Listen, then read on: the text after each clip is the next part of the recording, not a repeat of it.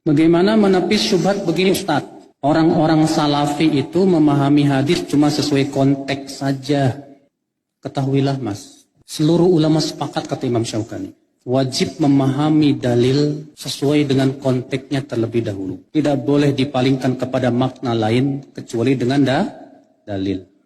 Yang kedua Mas, dalam kehidupan kita sehari-hari, wajib kita memahami bahasa teman kita sesuai konteksnya dulu. Jangan dipahami yang lain kecuali ada indikasi.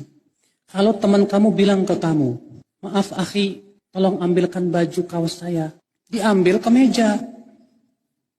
Loh, kok ke meja? Saya kan bilang kaos. Menurut saya kaos ini baju. Itu kan konteksnya. Adapun yang bukan konteksnya adalah itu pakaian. Jadi saya memahami tidak sesuai dengan konteksnya. Ya udah saya kasih ke meja. Kira-kira kamu bisa terima nggak Mas? Allah dan Rasulnya berbicara sesuai dengan yang kita pahami tidak? Iya tidak? Itulah yang namanya fasih. Kalaulah maksud Allah, oh konteksnya begini tapi batinnya bukan begitu.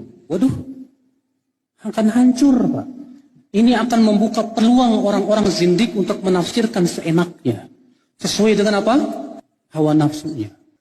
Mengerikan Pak. Makanya dalam ilmu usul fikih apa Pak? Dalil itu ada 3 macam. Ada nas, ada dhahir, ada kebalikan dhahir apa? Muawwal. Ada mujmal. Kebalikan mujmal apa? Mufassal. Apa itu nas? Nas adalah dalil yang maknanya hanya satu. Tidak memiliki makna lainnya. Dhahir adalah dalil yang maknanya 2 atau lebih, tapi salah satunya yang paling kuat.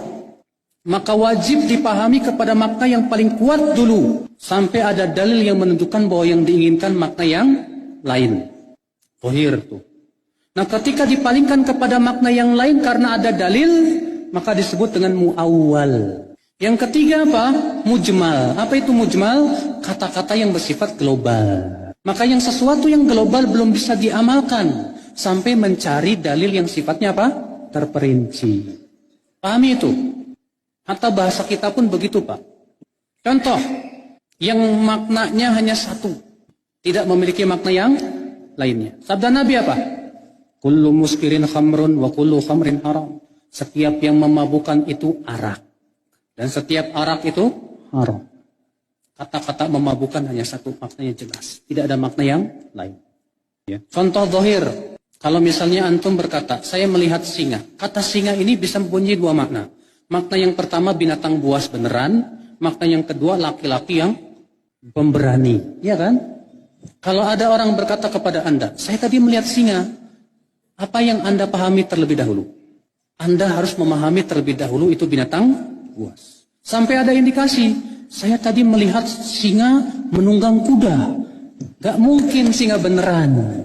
Ini pasti orang pemberani. Kenapa kita pahami demikian? Karena redaksinya mengharuskan seperti itu. Paham gak Mas? Maka dari itulah Pak, kalau ada orang berkata, salafi itu terlalu konteks. Justru seharusnya kita bawakan dulu dong kepada konteksnya. Tidak boleh dipalingkan kepada makna lain kecuali dengan apa? Dalil. Kalau ada dalil lain yang memalingkannya, boleh, gak masalah.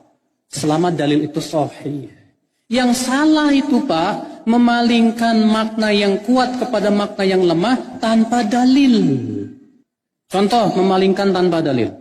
Allah berfirman, Ar-Rahman wa 'alal arsy istawa.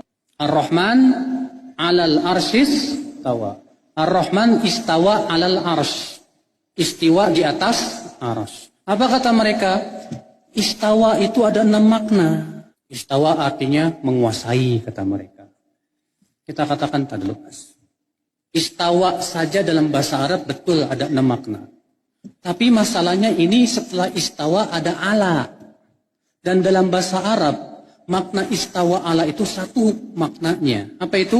Ala wartafa, tinggi bersemayam. Tidak ada makna yang lain, tidak ada makna yang kedua. Apa kata mereka? Oh, kalau Allah bersemayam di atas arsy gak masuk di akal. Gimana? Kalau Allah bersemayam di atas arsy berarti Allah butuh tempat. Wah, gak mungkin. Berarti kata mereka apa? Berarti ini harus ditakwil. Dibawa kepada makna yang lain. Kita katakan Mas, Kalau Anda berkata Allah bersemayam di atas arsy artinya Allah butuh tempat, itu karena Anda menyamakan Allah dengan makhluk. Makhluk betul, kalau bersemayam butuh tempat, sedangkan Allah tidak sama dengan makhluk. Allah berfirman, laisa kamitslihi syai'. Allah tidak serupa dengan apapun juga. Karena Allah tidak serupa dengan makhluk, Allah bersemayam di atas arsy, bukan berarti Allah butuh arsy, bukan berarti Allah butuh tempat. Karena Allah tidak serupa dengan apa? Makhluknya. Tapi menurut akalnya begitu. Akalmu tinggalkan dulu. Karena Anda masalahnya membayangkan Allah bersemayam di atas arsy seperti manusia bersemayam di atas kasur. Kalau ditarik kasurnya jatuh. Salah besar itu, Pak. Salah besar. Maka dari inilah saudaraku. Akhirnya apa? Dipalingkanlah oleh dia maknanya. Apa? Ar-Rahman 'alal 'arsy istawa itu bukan Allah bersemayam di atas arsy, bukan. Tapi Allah menguasai arsy. Seorang ulama bahasa Arab yang bernama Ibnul A'rabi pernah mendengar seorang laki-laki berkata begitu. Ar-Rahman 'alal 'arsy istawa artinya istaula, menguasai. Apa kata Ibnul A'rabi? Uskut, diam kamu. Dalam bahasa Arab, istawa menguasai itu kalau punya tandingan. Dalam bahasa Arab, istawa itu kalau punya apa? Lawan. Contoh, kita melawan company yang menduduki Jakarta. Kita lawan, terusirlah company, maka kemudian kita pun menguasai Jakarta. Karena apa? Jakarta tadinya sudah dikuasai company, sekarang kita kuasai. Sekarang arsy sebelum Allah menguasai, siapa yang menguasai? Sehingga tidak masuk pada makna istawa juga tidak masuk.